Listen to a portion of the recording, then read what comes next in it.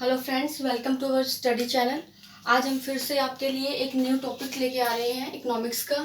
क्योंकि जैसा कि आपको पता है फ्रेंड्स कि लॉकडाउन चल रहा है और लॉकडाउन के दौरान हमें ऑनलाइन टीचिंग को ही इम्पोर्टेंस देनी है। तो आपका ज़्यादा टाइम वेस्ट करते ना हुए हम टॉपिक को स्टार्ट करते हैं। आज जो हमारा टॉपिक है इकोनॉमिक्स का, हमने टॉपिक लिया है महारत्ना, नवरत्ना, मिनी रत्ना। कि कैसे हम जो CPSCs होती है, CPSC मीन्स सेंट्रल जो इंटरप्राइज है आपकी पब्लिक सेक्टर की, उन कंपनीज को ऑटोनॉमी प्रोवाइड करने के लिए, क्या करने के लिए, ऑटोनॉमी। आजकल आपने एक वर्ड सुना होगा, आपने सुना होगा आत्मनिर्भर। उसी वर्ड को हमने यहाँ पे लिया है कि जो कंपनीज है पब्लिक सेक्टर की, उन कंपनीज को अच्छा वर्क करे, वो अपने डिसीजन खुद ले सके, इसलिए गवर्नमेंट उन्हें ऑटोनॉमी प्रोवाइड करने के लिए ये स्टेटस प्रोवाइड करती है। कौन सा स्टेटस है? महारत्ना, नवरत्ना, मिनी रत्ना। ये जो स्टेटस है तो प्रोवाइड कौन करेगा? इन्हें जारी करता है मिनिस्ट्री ऑफ हैवी इंडस्ट्री, यानी कि जो हमारा ministry of heavy industry department है, गवर्नमेंट का डिपार्टमेंट है, वो इन स्टेटस को जारी करता है, जिसके बाद कंपनीज को ये स्टेटस मिल जाता है। इन स्टेटस के लिए उन्हें कुछ गाइडलाइंस प्रोवाइड की गई हैं, कुछ क्राइटेरिया सेट किया गया है। तो वो क्राइटेरिया हम आपको बताते हैं। सबसे पहले हमने यहाँ लिया है कि महारत्ना कंपनी, जो कंपनी महारत्ना होगी उसको महारत्ना बनने के लिए क्या फॉलो करना पड़ेगा, क्या उसके पास मेनली क्राइटेरिया है, क्या उसको एलिजिबल होना पड़ेगा। तो फर्स्ट हमारा है नवरत्न स्टेटस, कि कोई भी कंपनी अगर महारत्न कंपनी का स्टेटस या दर्जा लेना चाहती है तो उसे सबसे पहले क्या बनना पड़ेगा? उसे बनना पड़ेगा नवरत्न कंपनी, यानी कि नवरत्न स्टेटस होल्डर वो कंपनी होनी चाहिए। सेकंड हमारा है अकॉर्डिंग टू सेबी। सेबी जो आपने सुना होगा, stock exchange board of India, जहाँ पर सभी जो कंपनीज हैं शेयर मार्केट की वो लिस्टेड होती हैं। तो इन कंपनीज को भी, जो हमारी CPSCs हैं, इन कंपनीज को भी सेबी में लिस्टेड होना पड़ेगा शेयर मार्केट के अंदर, वो भी with in minimum prescribe limit. वो प्रिस्क्राइब लिमिट क्या है? वो है 25,000 करोड़ की। ठीक है, ओके। तो नेक्स्ट हमारा है इसमें नेट वर्थ या एवरेज एनुअल ऑफ 3 ईयर्स। जो हमारे ये नेटवर्थ है ये कितने ईयर्स करेंगे हम? 3 ईयर्स के एनुअल का एवरेज लेंगे, तो ये आपका मोर देन 15,000 करोड़ होना चाहिए। क्लियर? फोर्थ पॉइंट आपका है net profit after tax should be more than 5,000 crore during last 3 years. Fifth point आपका है average annual turnover more than 25,000 crore during last 3 years. And last should have significance global presence या international, यानी कि आपकी जो company है वो एक लोकल कंपनी नहीं होनी चाहिए, वो इंटरनेशनल कंपनी होनी चाहिए। उसका जो बिजनेस है वो अदर जो कंट्रीज है उनके साथ भी होना चाहिए, उसको एक ग्लोबल कंपनी होना जरूरी है। यहाँ हमारा एक वर्ड आया था नेटवर्थ, जो होगी वो क्या होगी उनकी? मोर देन 15,000 करोड़ होगी। तो यहाँ नेटवर्थ से आपका क्या मीनिंग है? नेटवर्थ का मीनिंग है इसमें से आप क्या करो, जितनी भी आपकी टोटल एसेट्स है आप उन एसेट्स में से लायबिलिटीज को कर दोगे यस, यानी कि आपकी जो एसेट्स हैं, एसेट्स माइनस लायबिलिटी, आपके पास क्या आ जाएगा? यहाँ नेटवर्थ आ जाएगा। तो ये नेटवर्थ आपका क्या होना चाहिए? मोर देन 15,000 करोड़ होना चाहिए। Okay friends, net profit after tax ये आपको पता ही है कि जितना भी आपका करंट ईयर का प्रॉफिट होगा, करंट ईयर भी कौन सा है? लास्ट 3, उन प्रॉफिट्स में से आप टैक्स को लेस कर दो, उसके बाद जो आपका प्रॉफिट रिमेनिंग बचना चाहिए, अगर वो 15,000 करोड़ 5,000 करोड़ से ज़्यादा है, तब आप क्या स्टेटस ले सकते हैं?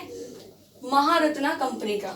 ठीक है, महारत्ना स्टेटस हम ले सकते हैं। और average annual turnover during last 3 years, वो भी आपका, यानी कि जो आपकी सेल्स होती है वो कितनी होनी चाहिए? आपकी 25,000 करोड़ से ज़्यादा होनी चाहिए। ओके, तो आई होप आपने स्क्रीनशॉट ले लिया होगा। आगे हम करते हैं बात अब महारत्न कंपनीज। तो महारत्न कंपनीज में आपकी जो कंपनीज हैं वो अभी 10 कंपनीज है प्रेजेंट। एट प्रेजेंट कितनी कंपनीज है? 10, जिसमें से आप 8 कंपनीज को बोल सकते हो कि totally related to energy, coal and gas, यानी कि आपकी एनर्जी सेक्टर से जुड़ी हुई है। मैं एक बार आपको कंपनीज के नेम बोल देती हूँ, उसके बाद आपको स्क्रीनशॉट ले लेना, या आपको PDF में इन्हीं कंपनीज की डिटेल्स मिल जाएगी। ओके, तो कंपनीज के नाम है इसमें Bharat heavy electric limited, Bharat petroleum corporation limited, coal India limited, GAIL India limited, Hindustan petroleum corporation limited and Indian India oil corporation limited, NTPC limited, oil and natural gas corporate limited, power grid corporation of India limited, steel authority of India limited. तो ये companies के name है 10। इसमें से आपकी जो 8 companies है वो टोटल रिलेटेड टू आपका एनर्जी सेक्टर। ओके, तो अब बात करते हैं हम बेनिफिट्स की कि क्या बेनिफिट्स हैं हमारे। अगर कोई कंपनी महारत्न का स्टेटस प्रोवाइड कर लेती है तो उसको बेनिफिट क्या मिलेगा। तो सबसे पहले जैसे कि हमने बोला कि जो पब्लिक सेक्टर कंपनीज होती है उनकी मेन प्रॉब्लम ये होती है कि वो अपने डिसीजन खुद नहीं ले पाती। उन्हें चाय पीनी है, ठीक है, कोई भी मीटिंग करनी है, कहीं कोई अच्छा प्रोजेक्ट में इन्वेस्ट करना है या उसका कोई अमाउंट यूटिलाइज करनी है, तो हर चीज़ के लिए गवर्नमेंट सेक्टर से पूछना पड़ता है। यानी कि वो जाएंगे मिनिस्टर्स के पास, पूछेंगे कि सर हम ये काम कर लें। अगर उन्होंने बोला यस तो ठीक है। हो सकता है कि कई बार ये प्रोसेस इतना लेंथी हो जाता है, उनकी मीटिंग इतनी लेट हो पाती है और उनके डिसीजन लेने में इतना डिले हो कि वो प्रोजेक्ट ही हाथ से निकल जाए। तो इन प्रॉब्लम से छुटकारा पाने के लिए ही जो बड़ी बड़ी कंपनीज हैं, जो नवरत्न कंपनी का स्टेटस होल्ड कर चुके हैं, अभी जो हमने लास्ट थोड़े से 6 उसकी एलिजिबल पढ़ी थी, उन्हीं के बेसिस पे जो कंपनीज हैं उनको उन्हें महारत्न का दर्जा दिया था, स्टेटस दिया था। अब वो कंपनियों को बेनिफिट हम बात कर रहे हैं। तो फर्स्ट जो बेनिफिट है कि किसी भी कंपनी को जो क्या स्टेटस प्रोवाइड ले चुकी है महारत्न का, किसी भी प्रोजेक्ट में 1000 से 5000 यानी कि ₹1000 to 5000 करोड़ इन्वेस्ट करने के लिए फ्री है डिसाइड। फ्री टू डिसाइड का मतलब क्या हुआ कि वो ये डिसीजन खुद ले सकते हैं। अगर वो 1000 करोड़ से 5000 करोड़ तक का इन्वेस्ट करना चाहती हैं किसी प्रोजेक्ट में, तो गवर्नमेंट से पूछने की उन्हें कोई ज़रूरत नहीं होगी, वो इतना कर सकते हैं। लेकिन अगर 5000 करोड़ से बियॉन्ड जाते हैं आप, इससे ऊपर की अमाउंट है, तो आपको बेशक से पूछना पड़ेगा, उसमें कोई वो नहीं है। ओके, नेक्स्ट आपका सेकंड पॉइंट है 15% किसी प्रोजेक्ट का गवर्नमेंट से बिना पूछे कर सकते हैं। आप क्या कर सकते हैं, खर्च कर सकते हैं। ठीक है, तो हम क्या कर सकते हैं, हम इसको 15% से ज़्यादा, किसी भी प्रोजेक्ट का 15% से ज़्यादा या 15% तक की अमाउंट हम बिना पूछे गवर्नमेंट से खर्च कर सकते हैं। अगर उससे ज़्यादा की अमाउंट है तो हमें गवर्नमेंट की परमिशन लेनी अनिवार्य है, वो नेसेसरी है। अब बात आती है कि थर्ड आपका पॉइंट कहता है 1 और 2 अबव डिस्कस, यानी कि जो हमने अभी ऊपर डिस्कस किए हैं 1 और 2 पॉइंट, इनमें से विच एवर इज लेस, सिर्फ आपको उसकी परमिशन मिलेगी। कहने का मतलब हुआ, या तो आपके अमाउंट, मान लीजिए आपका प्रोजेक्ट है वो बहुत ही बड़ी अमाउंट की है, 15% उसका 5000 से अबव जा रहा है, तब आपको 5000 की मिलेगी। लेकिन अगर आपका 15% कम बन रहा है और 5000 करोड़ आपका ज़्यादा है, अगर आपका प्रोजेक्ट कोई छोटा प्रोजेक्ट है और उसका 15% कम बन रहा है, तो आपको 15% तक की ही मिलेगी रिलीफ। ओके, तो यहाँ तक कि आप डिसीजन खुद ले सकते हो। तो एक बार आप इसका स्क्रीनशॉट ले लीजिए, और जैसे मैंने बताया आपको कि आपके जो कंपनीज के नेम हैं वो आपको PDF मिल जाएगी। इसके डिस्क्रिप्शन में आपको उसका PDF का लिंक मिलेगा, आप वहाँ से ले सकते हैं। इवन दैट कंप्लीट जो मैंने आपको पढ़ाया अभी तक, इन सब का भी आपको डिस्क्रिप्शन में लिंक मिल जाएगा। Then take a shot. Okay, तो देखिए अभी हमने महारत्न कंपनी पढ़ी है, अब हम कर रहे हैं नवरत्न कंपनी। जैसे कि आपने देखा नवरत्न स्टेटस होल्डर कंपनी को भी कुछ बेनिफिट मिलेंगे, उसके लिए भी कोई ना कोई क्राइटेरिया सेट होगा। तो वो क्राइटेरिया क्या होगा अभी हम पढ़ लेते हैं। ओके, तो सबसे पहले हम नवरत्न कंपनी को नवरत्न बनने के लिए जो क्राइटेरिया दिया गया है गवर्नमेंट की तरफ से वो पढ़ते हैं। फर्स्ट इसमें गिवन है मिनी रत्न कैटेगरी 1, कि आपकी जो कंपनी होगी नवरत्न स्टेटस होल्ड करने वाली, उसके लिए जरूरी है कि वो मिनी रत्न में कैटेगरी 1 का दर्जा प्राप्त हो। सेकंड, शेड्यूल ए की CPSC होनी चाहिए, यानी कि ये जो कंपनीज के होते हैं शेड्यूल्स, उसमें उसकी ग्रेडिंग जो होगी, उसका जो ग्रेड होगा, एक्सीलेंट पॉइंट होगा, वो क्या होगा, उसका A होगा। क्लियर। देन सेकेंड पॉइंट है इसमें स्कोर 60 और above in the 6 selected parameters. जो 6 सिलेक्टेड पैरामीटर्स है वो आप इधर देख सकते हैं, ब्लैक पेन से लिखा भी हुआ है। क्या कहा इसने कि जैसे आपका एग्जाम होता है उसमें आपका 100 नंबर का पेपर अगर है तो आपको भी इसमें कुछ सेलेक्ट करेंगे कि आपको कितने मार्क्स लेने हैं। तो यहाँ पे कंपनी के लिए कितने मार्क्स इंपॉर्टेंट है, 100 में से 60, यानी कि 60 आउट ऑफ 100। ओके फ्रेंड्स, देखिए मैं फिर से आपको बता देती हूँ यहाँ पे कि मिनी रत्न कैटेगरी 1 का दर्जा हो, शेड्यूल A हो CPSC में, ठीक है।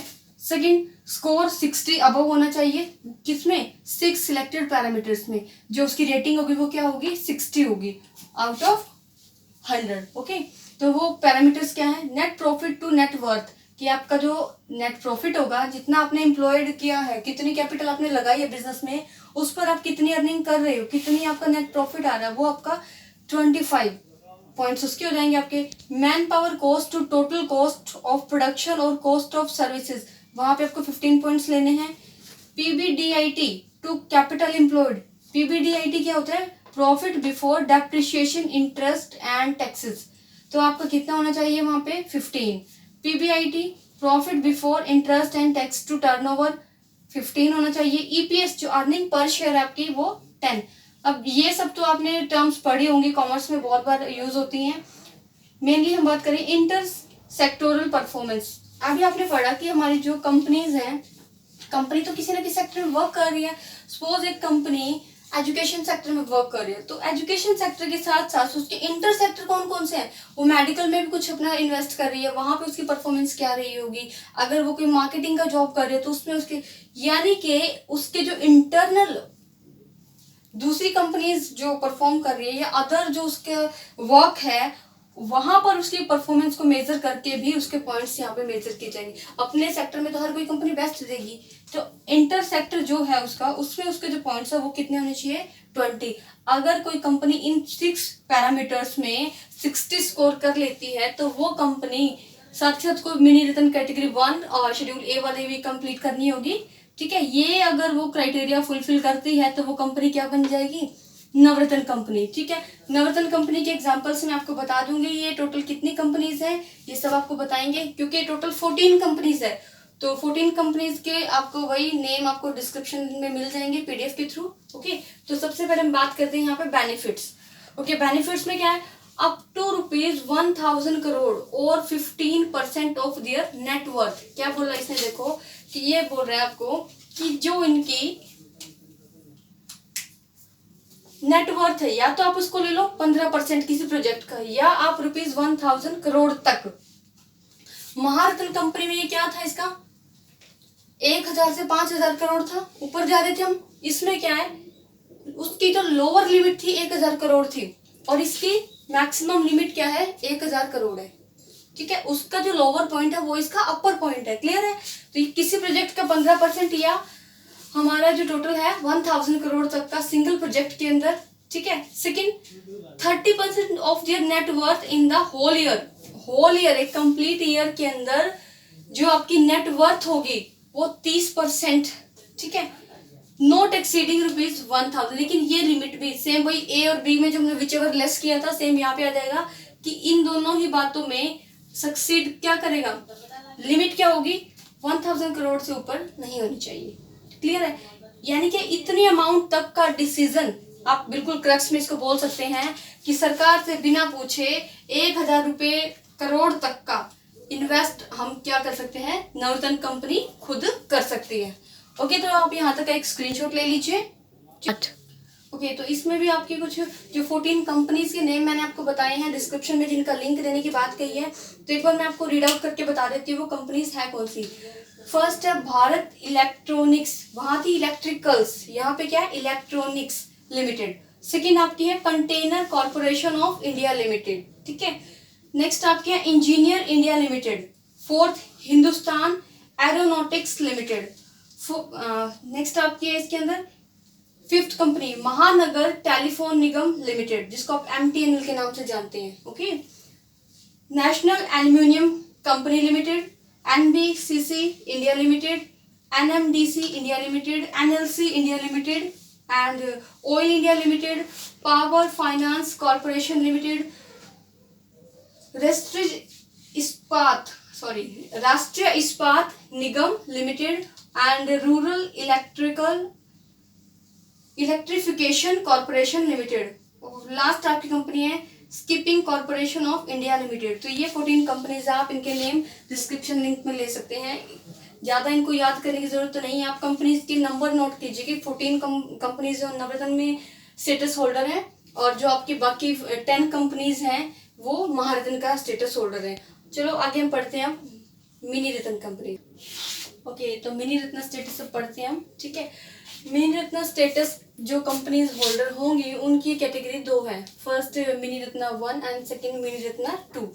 मिनी रत्न 1 में जो कंपनीज है वो 61 कंपनीज हैं और मिनी रत्न 2 में जो कंपनीज है वो है 12 कंपनीज। ओके, तो इस टाइप से आप कह सकते हो कि मिनी रत्न स्टेटस होल्डर जो कंपनी है उसकी कैटेगरी भी क्या होगी, दो होंगी। दो कैटेगरी तो दोनों के लिए क्राइटेरिया भी अलग होगा, एलिजिबिलिटी के लिए ऑफ कोर्स यस अलग होगा। तो देखिए क्राइटेरिया फर्स्ट जो हमारी है mini Ratna 1। Mini Ratna 1 status के लिए जो कंपनी के लिए क्राइटेरिया सेट किया गया है वो है लास्ट 3 ईयर यानी कंटिन्यू, लास्ट 3 ईयर कंटिन्यू जो प्रॉफिट अर्न कर रही है वो या नेट प्रॉफिट 30 करोड़ या इससे ज्यादा हो। कितने? 3 सालों में।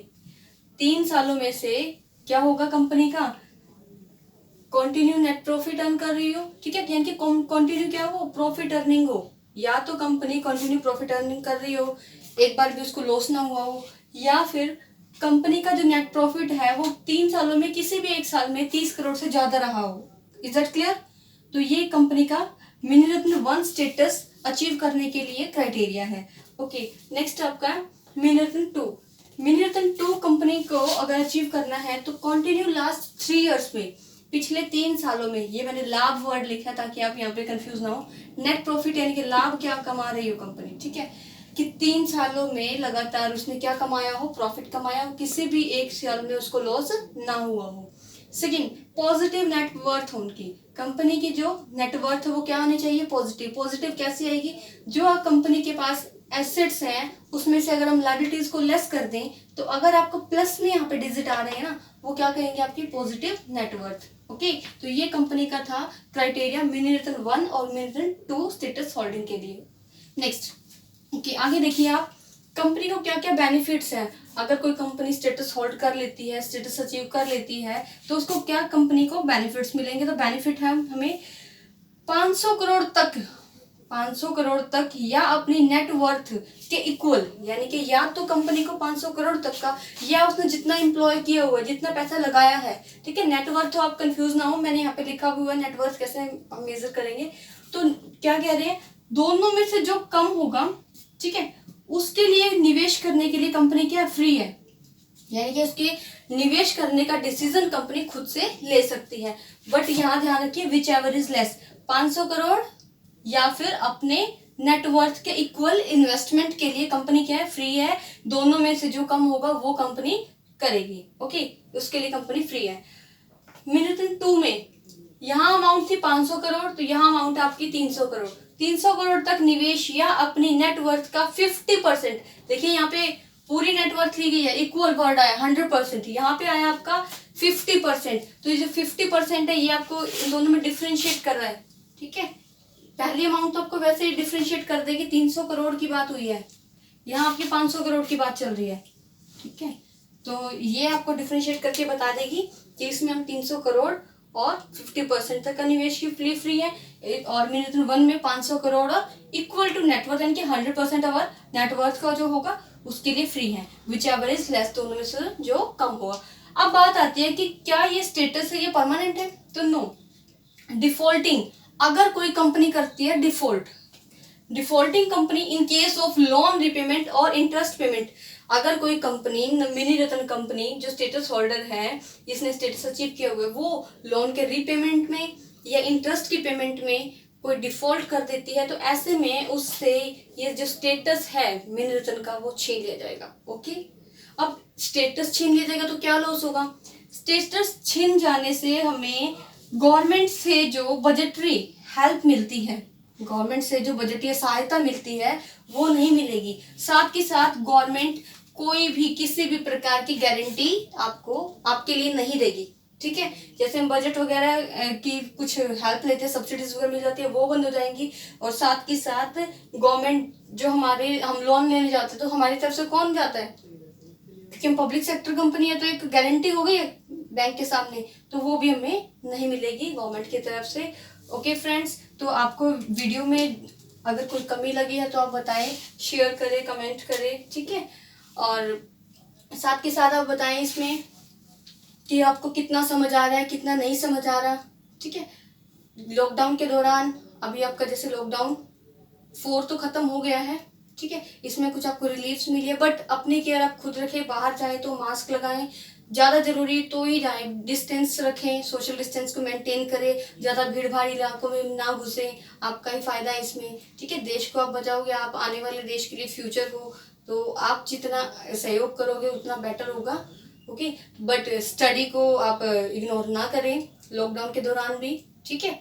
आपके जो ड्रीम है उनको फुलफिल करें, साथ के साथ लगे रहें, आप मेहनत करें, फुलफिल करें अपने सपनों को, क्योंकि ये जो टाइम है अभी अभी थोड़ा रोंग चल रहा है, इसको पॉजिटिव करने में आप हेल्प करोगे तो इजीली आप इसको डिफीट कर सकोगे, ठीक है। तो आप इस जो समय है इसको नेगेटिव ना ले, पॉजिटिव बनाएं, पॉजिटिव एनर्जी के साथ वर्क करें, मोर हार्ड वर्क करें, ठीक है। तो थैंक यू फ्रेंड्स। बट एक छोटी सी रिक्वेस्ट आपसे है कि आपको अगर वीडियो अच्छा लगा तो इसको आप लाइक करें, सब्सक्राइब करें चैनल को। आगे भी आपको इसमें अच्छी अच्छी बातें, अच्छे अच्छे टॉपिक्स करेंगे स्टार्ट। और अभी आपका जो न्यू सेशन से न्यू सेशन क्या गया, जून से +1 2 का जो सिलेबस है कॉमर्स का वो हम करवाएंगे रेगुलरली, क्योंकि अभी हालात नहीं लग रहे कि स्कूल्स वगैरह के लिए हरियाणा में ये पॉसिबल है, थोड़ा डिफिकल्ट लग रहा है, ठीक है। तो कोरोना की वजह से जो कोविड-19 अभी आया हुआ है उसकी वजह से जो प्रॉब्लम आ रही है, तो आप उसको देखते हुए चैनल को सब्सक्राइब करें और स्टडी में लग जाएं। Thank you friends.